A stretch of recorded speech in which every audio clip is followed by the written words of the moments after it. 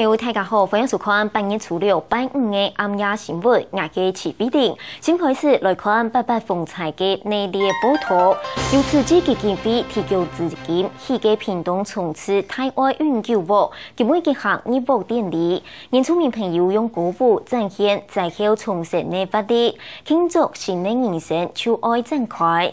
总统马英九未去到现场为所有嘅人加油，祝福佢阿豆都也幸福，做得安吉乐业。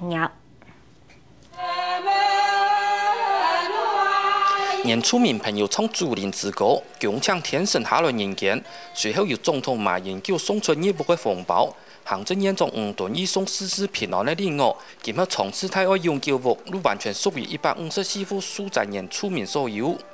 祝福大家找到一个新居，把这个新居一部分呢变成你的新家。从此泰爱永久屋用那个舞台向阿里、吉鲁、伊拉、嘉木市的部落嘅仔民，同家人残破过后，做得有一个幸福好吃，仔民心肝都会相当欢喜。现在心情很高兴，因为我们住这个新房子哈，我们非常高兴，有自己的家了。店里不能工作了，都过下来了，那在山上怎么生活？下雨又不方便，现在不能在山上了。